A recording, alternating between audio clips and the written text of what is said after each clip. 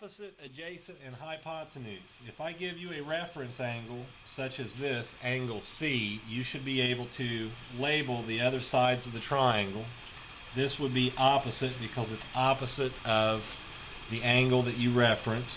The hypotenuse is always straight across from the right angle, and the side that is left is the one that touches angle C, and that would be adjacent.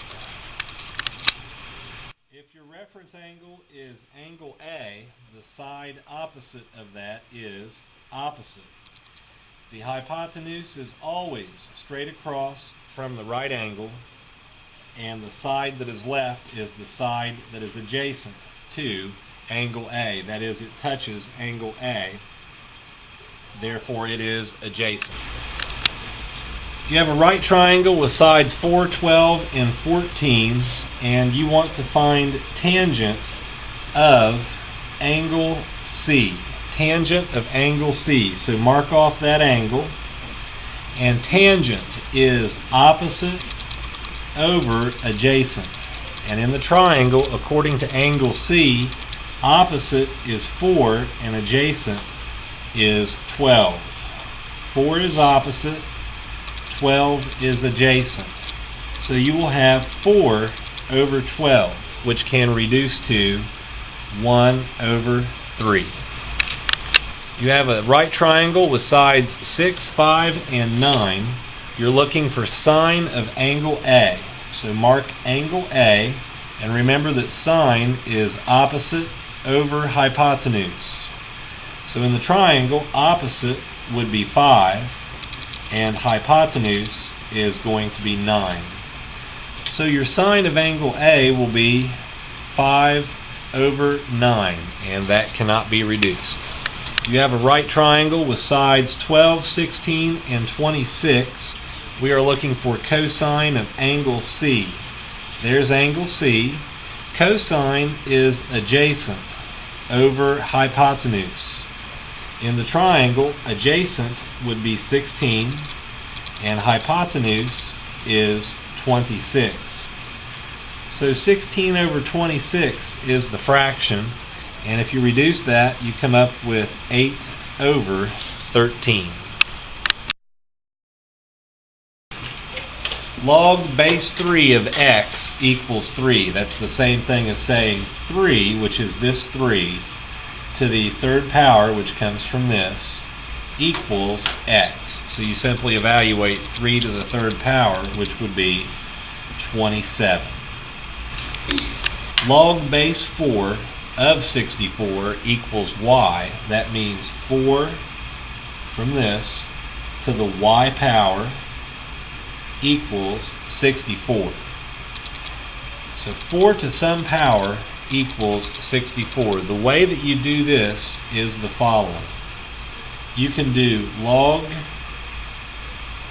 4 to the y power equals log 64, and by a rule you can move the y, because it's the power, out to the left and make it multiplication.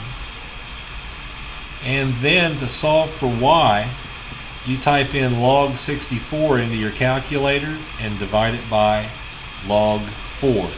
So in reality, if you want a shortcut, if you have 4 to the y power equals 64, then you're going to be doing log of this side divided by log of the other side, which would be log 4.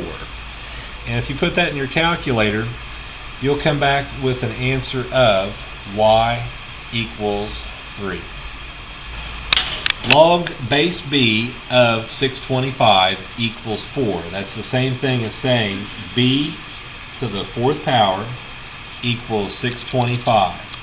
And the way you figure out what b equals is, since you have b to the fourth power, take the fourth root of b to the fourth and take the fourth root of 625. If you have the fourth root of something to the fourth power, it just eliminates itself and you're left with b. That's why we did that. And then for the fourth root of 625, what you do is type it into your calculator like this.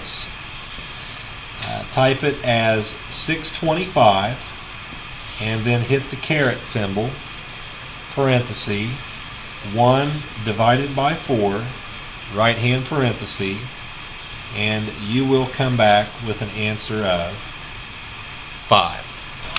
Log base 2 of 32 plus log base 3 of 27. Evaluate each term separately. So in other words, 2 to some power equals 32.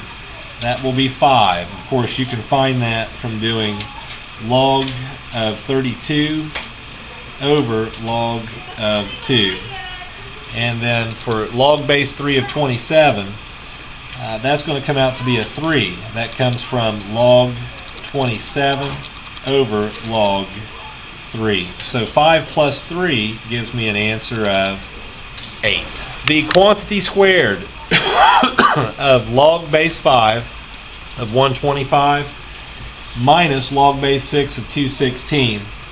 Log base 5 of 125 is going to be 3, and log base 6 of 216 is also going to be 3, which gives me a 0 squared and a final answer of 0. 3 times the quantity squared of log base 4 of 256 plus log base 5 of 625. Inside, log base 4 of 256 is 4, and log base 5 of 625 is going to be 4. 4 plus 4 is 8. Square that to come up with 64, and multiply by 3 to get 192.